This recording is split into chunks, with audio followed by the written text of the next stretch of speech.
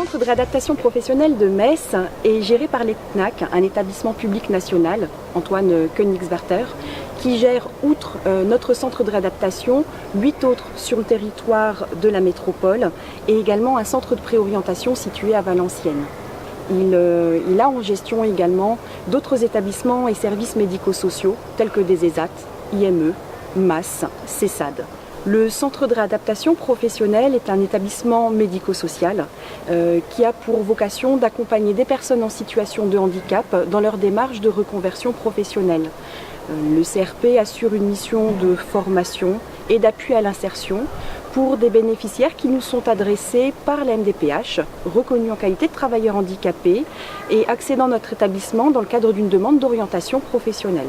La spécificité des centres de réadaptation professionnelle est de disposer d'une équipe pédagogique formée, sensibilisée à la question du handicap, sachant adapter ses outils et sa pédagogie au public que nous accueillons.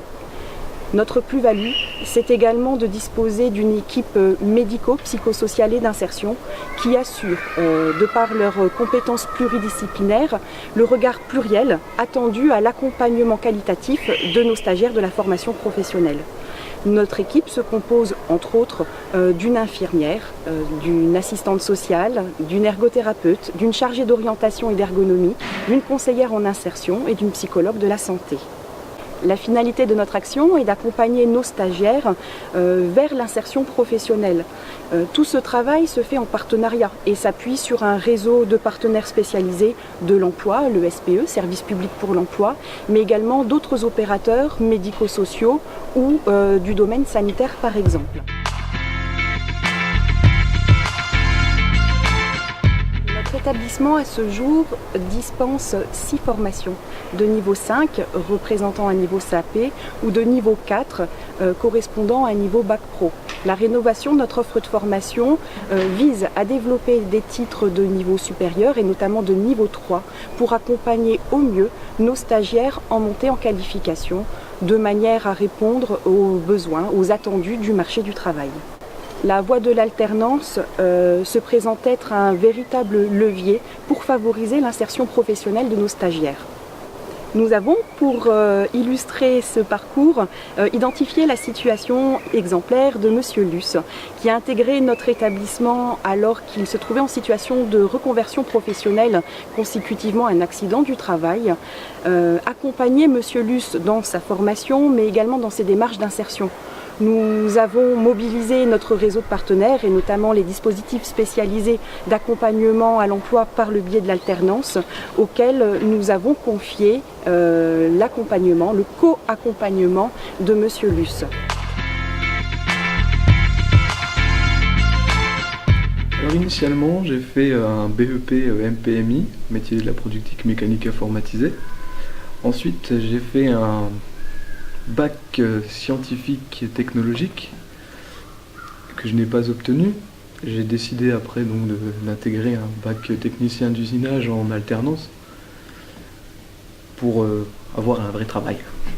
Ma problématique de santé est apparue après un accident du travail que j'ai eu très peu de temps après avoir travaillé, après 2 ans de travail. Et donc j'ai perdu la vue de l'œil gauche, donc j'étais inapte à mon poste de travail, donc il a fallu que je trouve des solutions pour me réorienter. J'ai fait un dossier donc, de reconnaissance de travailleurs handicapés et qui a été très vite traité. Alors dans ma conversion professionnelle, j'ai été accompagné donc, par au début Pôle emploi avant ma reconnaissance de travailleur handicapé, puis après par Cap Emploi, donc avec la participation de Monsieur Chouve qui m'a beaucoup aidé dans ma recherche d'orientation. J'ai fait des recherches sur les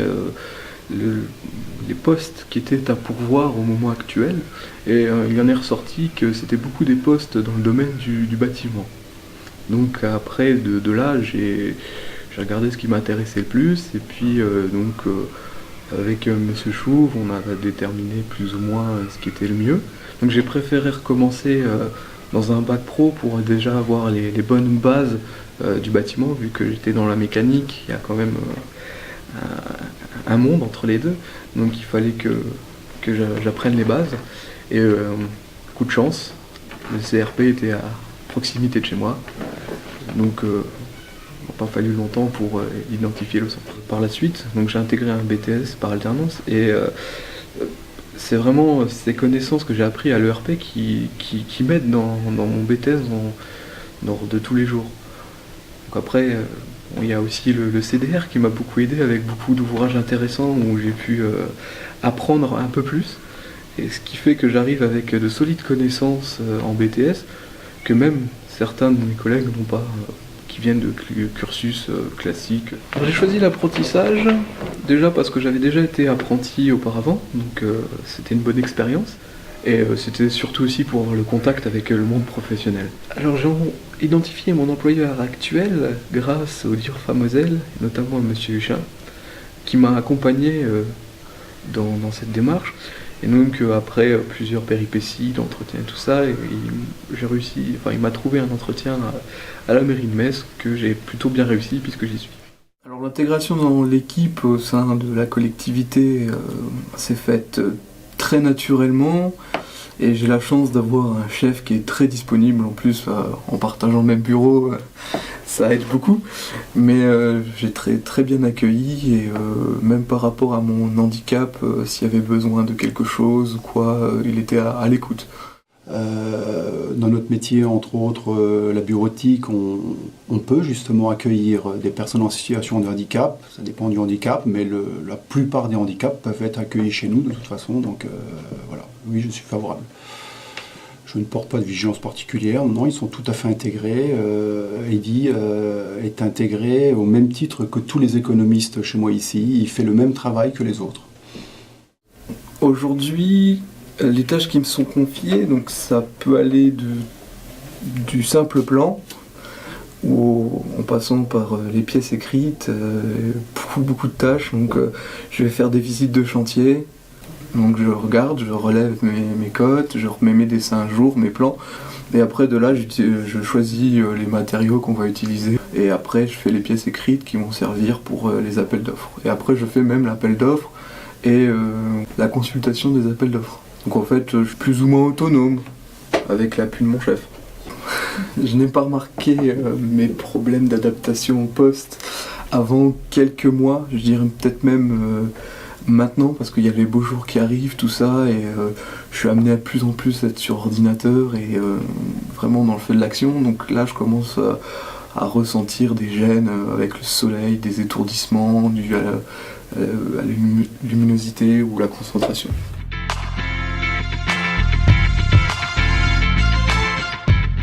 En ce qui concerne l'aménagement des postes de travail, il faut quand même préciser que la ville de Metz est extrêmement attentive aux dispositions qui sont prises pour permettre non seulement de recruter un agent en situation de handicap, mais de l'accompagner au niveau professionnel.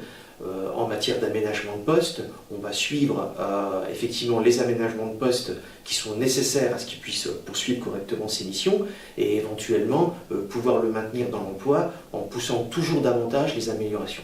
La ville de Metz a conventionné avec le Fonds d'insertion des personnes handicapées de la fonction publique, le FIP-HFP, en décembre 2015. Voilà, c'est une convention qui tient sur 3 années. Le montant de la convention, approximativement, au niveau financier, est de 435 000 € d'aide apportée par le FIP-HFP. Le FIP-HFP, en contrepartie, demande effectivement à la ville de Metz d'adopter et de poursuivre une politique marquée en fonction du recrutement de personnes handicapées, comme par exemple des apprentis, ou bien de permettre le maintien dans l'emploi de personnes souffrant d'un handicap.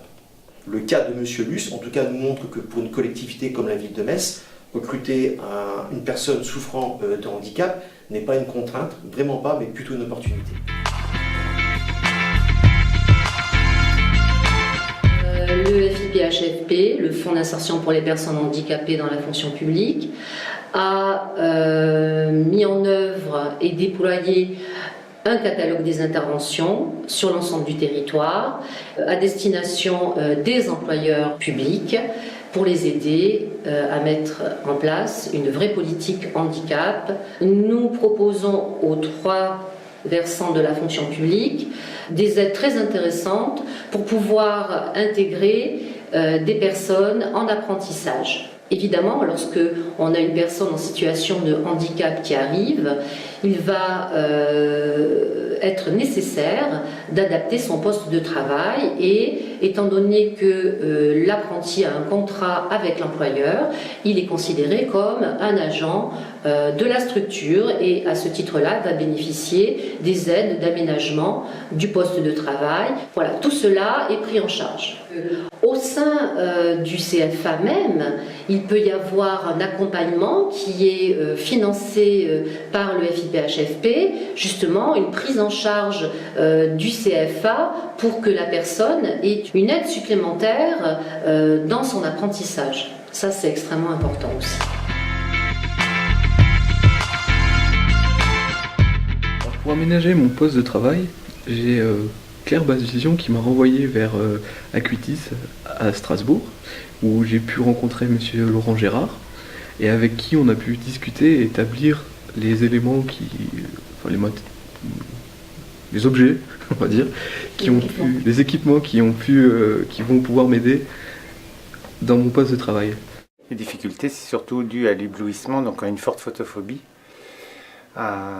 sur son poste de travail. Donc il faudra déterminer les angles de travail, l'éclairage qui n'est peut-être pas approprié dans cette salle, et puis refaire des tests et mettre du matériel en essai pour un mois à peu près. Donc il y aura un lampadaire, une lampe de bureau, un écran un petit peu plus grand, avec une dalle un petit peu différente, un écran mat et sans reflet également. Et puis on testera aussi un clavier avec des touches agrandies pour voir si ça lui améliore la qualité de vie. Donc je lui avais prêté déjà quand il est venu, c'est sur son bureau, donc je pense qu'il s'en sert, une petite loupe à poser, c'est une loupe toute simple qui permet de grossir 2 fois. Il n'y a pas de focale, on la pose et on a une netteté impressionnante. Il y aura peut-être au niveau ergonomie donc un pupitre pour qu'il puisse poser tout ce qui est écrit et qu'il ait une lecture faciale, c'est-à-dire qu'il va lire directement en face de son écran, sans avoir à tourner la tête et à chercher par rapport à son champ visuel.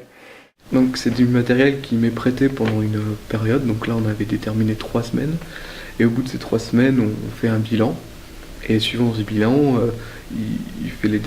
avec Monsieur Huchin, ils feront les démarches pour que ce soit financé par le FIP. J'utilise le matériel depuis 2 jours. Depuis ces 2 jours, j'ai moins cette sensation de migraine, à part quand j'ouvre les volets, mais ça c'est encore autre chose. Alors mon colocataire du bureau n'est pas gêné par mon matériel. Ils sont plutôt tous jaloux en fait du matériel que j'ai, notamment de la lampe. Ils sont fascinés par cette lampe. Je pense que j'ai trouvé ma voie grâce à peu tous les interlocuteurs que j'ai pu rencontrer et je pense que je tiens quelque chose, donc je vais pas le lâcher. Dans chaque rencontre, il y a quelque chose à prendre et il faut être à l'écoute des gens. Si un témoignage tel que le mien peut réussir à trouver des vocations chez des gens ou à leur montrer que les choses sont possibles de faire, faut le faire quoi.